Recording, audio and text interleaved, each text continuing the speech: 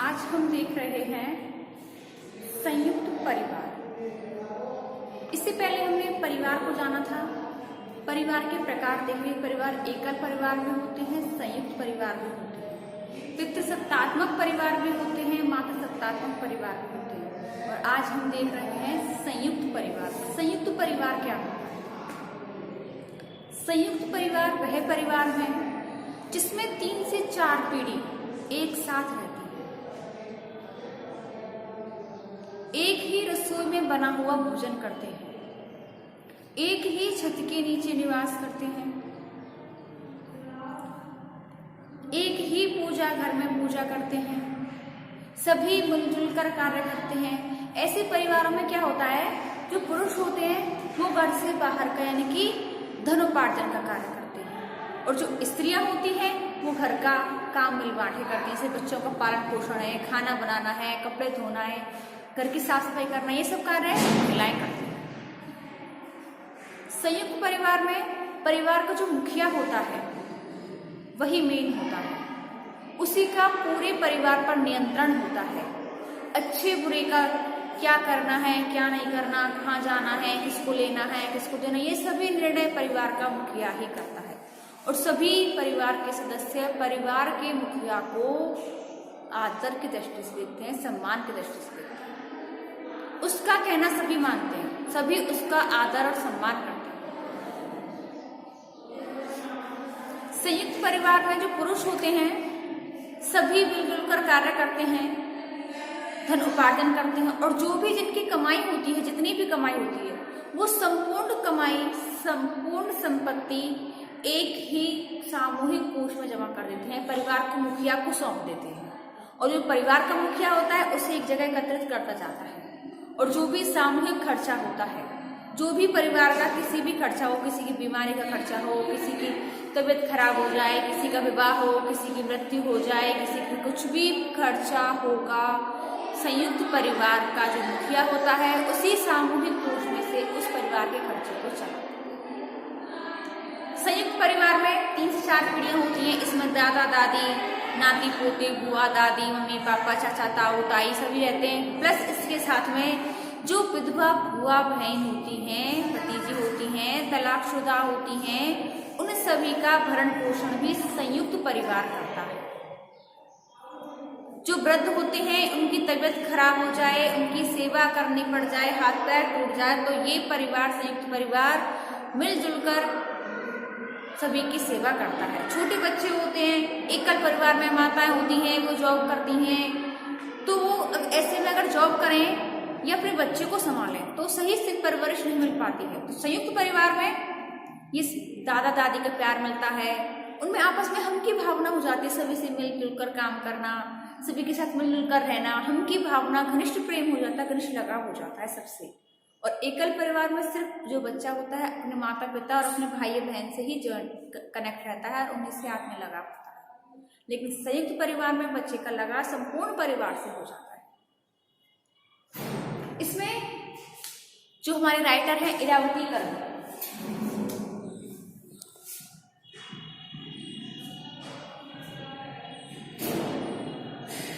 Iravati curve के अनुसार ऐसा परिवार जो एक ही मकान की छत के नीचे रहे, एक ही रसोई में भोजन करे, एक ही पूजा घर में पूजा करे,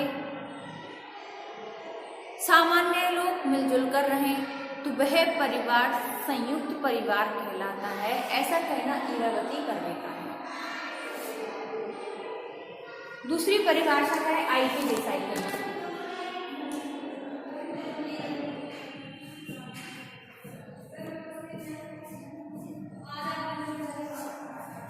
दूसरी परिभाषा है हमारी I.P. देसाई के अनुसार। इसके अनुसार हम उस घर को संयुक्त परिवार कहेंगे जो कि एक से अधिक पीढ़ियों के लोग एक ही छत के नीचे, एक ही परिवार के नीचे निवास करते हैं, मिलजुल कर रहते हैं।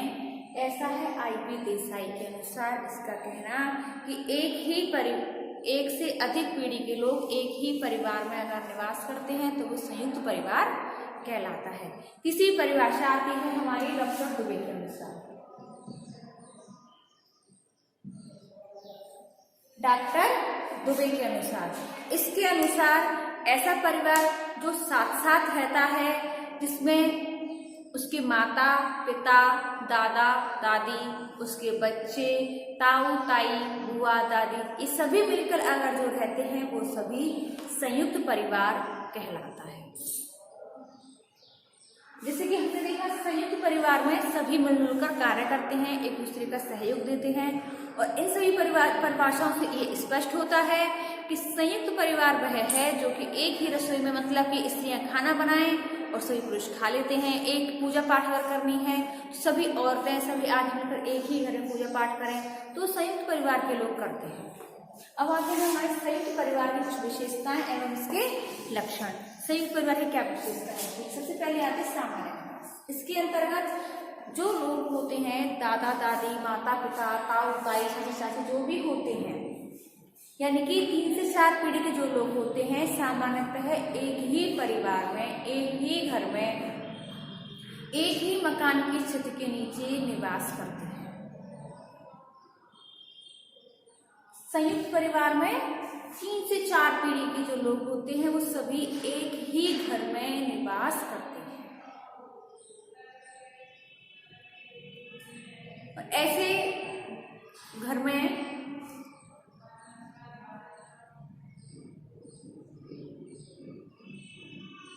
सदस्यों की संख्या कभी-कभी बहुत अधिक हो जाती है, क्योंकि 3 से 4 पीढ़ी के लोगों की सदस्यों की संख्या अधिक होगी। जो एकल परिवार होते हैं, मम्मी पापा होते हैं, उनके बच्चे होते हैं, तो उनके लिए 1 या 2 कमरों से काम चल जाता है। लेकिन जो संयुक्त परिवार होते हैं, इनके लिए बहुत थोड़ा मकान चाहिए होता है, क्योंकि सभी एक जगह मिलकर पूजा करेंगे तो अलग से पूजा घर होना चाहिए। एक ही किचन में खाना बनाएंगे तो एक अलग से बड़ी किचन होनी चाहिए। सभी के लिए जितनी भी पीढ़ियाँ होंगी, जितनी भी फैमिली होंगी, उनके लिए सभी के लिए अलग कमरा चाहिए। तो इस प्रकार के लिए एक परिवार के लिए बहुत बड़ा मकान घर की आवश्यकता होती है। दूसरी आती है सामान्य रसोई। जो संयुक्त परिवार होता है, इसके सभी सदस्यों की जो महिलाएं होती हैं, सभी पूरे परिवार की जो महिलाएं होती हैं, वो सभी मिलकर एक ही किचन में खाना बनाती हैं। एक ही किचन का बना हुआ खाना ऐसे संयुक्त परिवार में खाया जाता है। संयुक्त परिवार में एक ही रसोई का बना हुआ खाना खाया जाता है। सभी स्त्रियां होती हैं, मिलजुल कर घर का कार्य करती हैं, बच्चों को संभालती हैं और खाना बनाती हैं। तीसरा आता है सामान्य संपत्ति। जॉइंट फैमिली में सभी की संपत्ति, जैसे किसी का मकान है, किसी का खेत है, किसी की जितनी भी संपत्ति होती है वो सभी घर के मुखिया के पास होती है। घर के मुखिया का उस संपत्ति पर नियंत्रण होता है, हक होता है, और वही घर का मुखिया ही संपत्ति को मालिक होता है। सभी की, चाहे कोई व्यक्ति, जैसे सामूहिक संयुक्त परिवार में होता है कि कोई व्यक्ति आलसी टाइप का होता है, कोई व्यक्ति बहुत कर्मठ होता है, यानी कि काम करने की प्रति जिज्ञासा होती है किसी को, तो वहाँ पर सभी एक बराबर होते हैं। कोई काम करेगा तो भी उतना ही खाएगा, उतना ही उसको सुविधाएं प्राप्त होंगी, और कोई काम नहीं करेगा तो भी उसको बराबर की सुविधाएं प्राप्त होंगी। तो इस प्रकार सामान्य संपत्ति होती है, उनकी सामान्य होती है। किसी के पास ज्यादा या कम का कोई काम ही नहीं होता, सबके पास बराबर का ही काम होता है, सभी को बराबर की ही सब मान्यता प्राप्त होती है। इसके लिए जो पूजा पाठ हो, सामान्य संपत्ति में किसी की बीमारी आ जाए, तबीयत खराब हो जाए, किसी का विवाह आ जाए, किसी की मृत्यु हो जाए, तो सामान्य संपत्ति से ही संयुक्त परिवार में इन खर्चों का निपटारा किया जाता है। ये जो सामान्य जो खर्च होते हैं, सामान्य संपत्ति से ही जो एक मतलब जो मुखिया होता है वो इनके पास रहते हैं, वो ही इस सब चीज का खर्चा उठाता है, और वो खर्चा सामान्य संपत्ति जो हमारे इकट्ठी की है उस संपत्ति से लिया जाता है। चौथी आती है सामान्य पूजा व धार्मिक कर्तव्य। सामान्य पूजा, जैसे कि हम जो हर परिवार के अपने अपने कोई ना कोई देवी देवता अवश्य होते हैं। प्रत्येक घर में किसी न किसी देवी देवता की पूजा पाठ, आराधना, हवन, दान, पुण्य, ये सभी कार्य किए जाते हैं। और ये सभी कार्य संयुक्त परिवार में सभी लोग मिलजुल कर करते हैं। जैसे कोई भी देवी देवता की हमने पूजा करनी है तो एक पूजा घर में ही सभी परिवार के लोग मिलकर पूजा करते हैं। कोई भी धार्मिक कार्य, भवन है, दान पुण्य का कार्य है, सभी लोग मिलजुल कर संयुक्त परिवार में एक साथ मिलकर ये कार्य किए जाते हैं।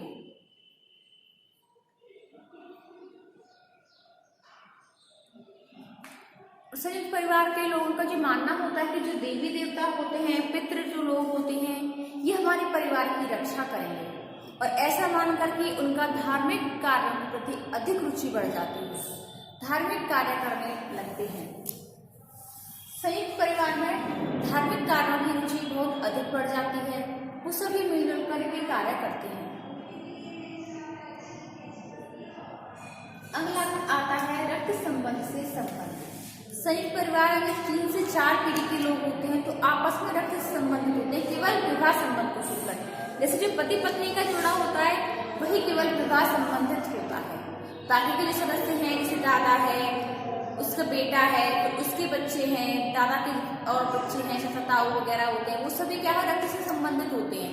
लेकिन जो विवाह संबंधित जो पत्नियां होती हैं केवल वो ही रक्त से संबंधित नहीं होते। और इस तरह से जो रक्त से संबंधित होते हैं उनकी पीढ़ी दर पीढ़ी अधिक से अधिक संख्या बढ़ती चली जाती है और ये रक्त से संबंधित होते हैं। संयुक्त परिवार में रक्त संबंधियों की संख्या बहुत अधिक होती है।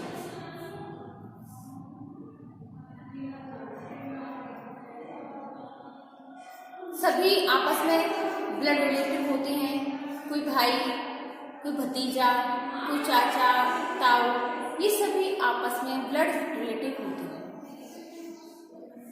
अगला आता है बड़ा आकार। जब ये 3 से 4 पीढ़ी के जो एक ही परिवार में लोग रहते हैं तो कभी कभी इन सदस्यों की किसी परिवार में 50 से 60 लोगों की भी संख्या हो जाती है। ऐसे परिवारों में स्त्रियों की मतलब हालत थोड़ी खराब हो जाती है, क्योंकि 50-60 लोगों को खाना बनाना होता है, उनके बर्तन साफ करने होते हैं, उनके कपड़े धोने होते हैं, तो स्त्रियों पर बहुत ज्यादा दबाव आ जाता है ऐसे परिवार में। 3 से 4 पीढ़ियों के जो लोग होते हैं उसमें 50-60 लोग हो जाते हैं। सबके लिए सारी सुविधाएं उपलब्ध करवानी होती हैं, सभी के लिए रहने के लिए आवास चाहिए।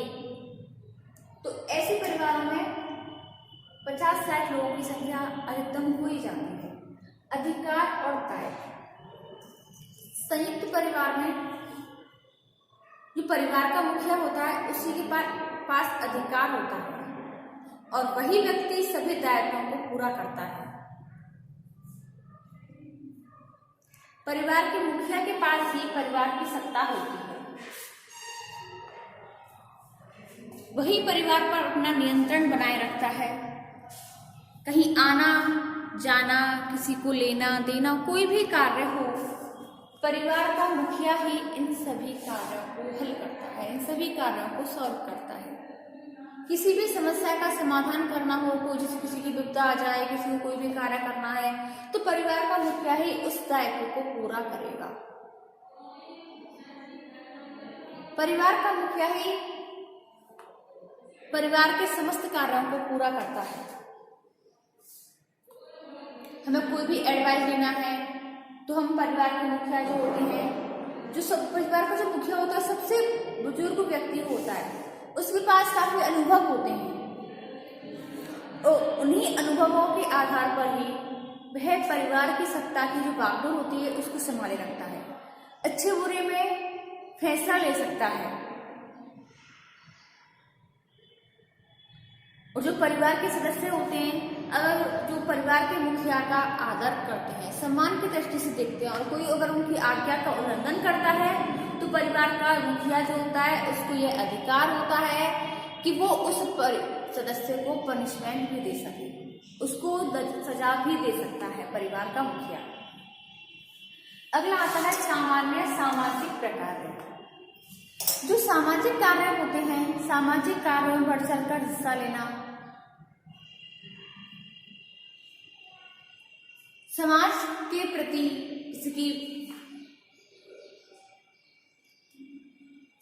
प्रति लगाव होना, कोई भी समाज के प्रति कार्य जो करने होते हैं वो संयुक्त परिवार आसानी से कर सकता है, क्योंकि परिवार के सदस्यों की संख्या अधिक होने के कारण उसके पास कोई ऐसा लोड नहीं होता कि जिसके कारण उसके पास अभी परिवार की हमको ये संभालनी है बागडोर, तो वो थोड़े फ्री होते हैं, उनके पास थोड़ा टाइम होता है, जिसके कारण वो सामाजिक कार्यों में बढ़ चढ़कर हिस्सा ले सकते हैं। समाज के प्रति उनकी रुचि होती है, उनका लगाव होता है, क्योंकि संयुक्त परिवार के जो लोग होते हैं आपस में उनके पास आत्मीयता का भाव पाया जाता है, आपस में हम की भावना पाई जाती है, और यही हम की भावना आपस में परिवार को जोड़े रखती है। और जब परिवार में अगर हम की भावना होगी तो समाज के प्रति भी हम की भावना उनमें अपने आप ही जागृत हो जाती है। जिस परिवार में समाज के प्रति अगर जागृत हो गई हम की भावना, तो वो एक दिन संपूर्ण गांव के लिए, नगर के लिए, राष्ट्र के लिए भी एक दिन आत्मीयता का भाव हो जाता है, और वो राष्ट्र के लिए भी कार्य करने के लिए तैयार हो जाते हैं। अगला आता है परिवार का मुखिया। जैसे कि आपको मैंने बताया है कि संयुक्त परिवार में परिवार का मुखिया सबसे बुजुर्ग व्यक्ति होता है, उसके पास अनुभव होते हैं, शीघ्र निर्णय लेने की क्षमता होती है, अच्छे बुरे में क्या करना है, क्या नहीं, क्या सही है, क्या गलत, ये सभी फैसले लेने की उसके अंदर क्षमता होती है। जो परिवार का मुखिया होता है उसी के पास संपूर्ण बागडोर होती है परिवार की। परिवार के मुखिया को सभी आदर की दृष्टि से देखते हैं, सम्मान पूर्वक उसका आदर करते हैं, सभी परिवार के मुखिया का कहना मानते हैं, और जो अगर परिवार के मुखिया का कहना नहीं मानता है तो परिवार का मुखिया उन्हें दंडित भी करता है।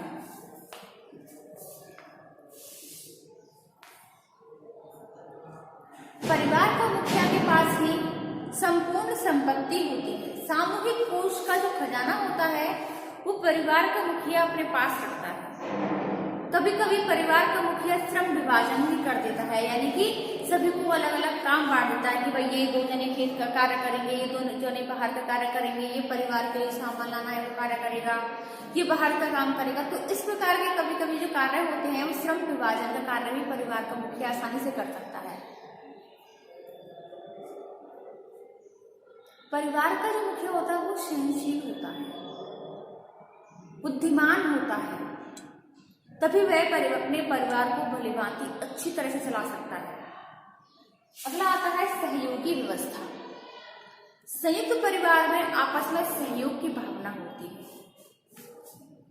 श्रम विभाजन हो जाने के बाद भी अगर हमको लग रहा है कि ये अस्वस्थ है, यह ये कार्य करने में असमर्थ है, तो दूसरा व्यक्ति उसकी सहयोग की भावना होने के कारण आपस में काम जल्दी से करवा देते हैं। आपस में सहयोग की भावना होती है।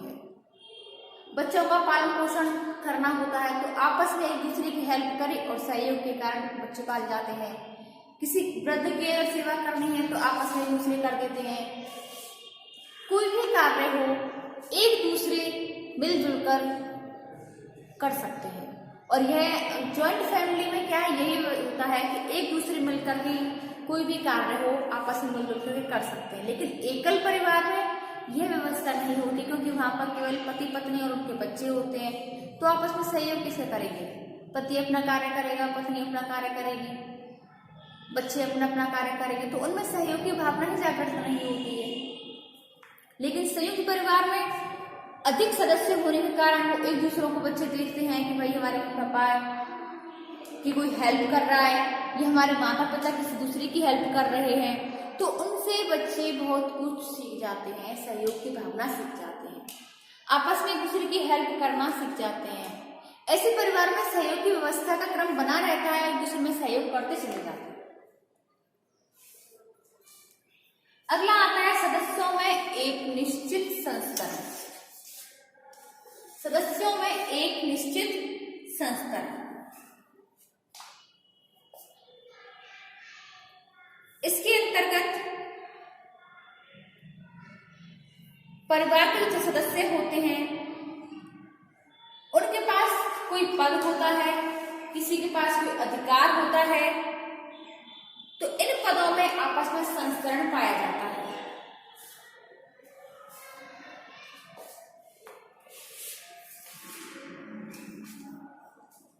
ऐसे जो लोग होते हैं सदस्यों में आपस में एक दूसरे से मिलजुल कर रहते हैं, और जब कभी अगर उन्हें अलग रहना पड़े पद और अधिकार की खातिर, वो कभी अगर अपने परिवार से अलग हो भी जाते हैं तो फिर भी उनमें एक संस्करण बना रहता है, लगाव, आत्मीयता का लगाव बना रहता है।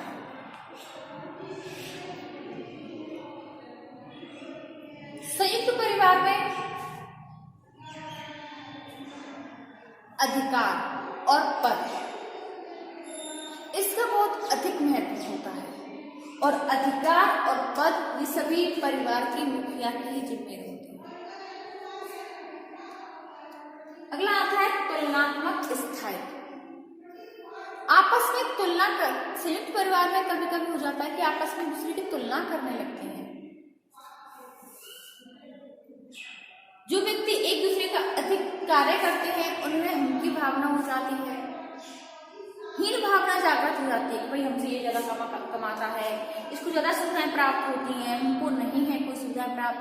तो ऐसे कभी कभी संयुक्त परिवार में क्या दिक्कतें भी आती हैं। कभी कभी संयुक्त परिवार काफी तरह से अच्छा भी होता है तो कई हद तक उसमें कुछ दोष भी पाए जाते हैं। तो स्टूडेंट्स, आज हमने संयुक्त परिवार की परिभाषाएं देखी हैं और इसकी कुछ विशेषताएं और लक्षण देखे हैं। इससे आगे हम देखेंगे अपनी नेक्स्ट वीडियो में।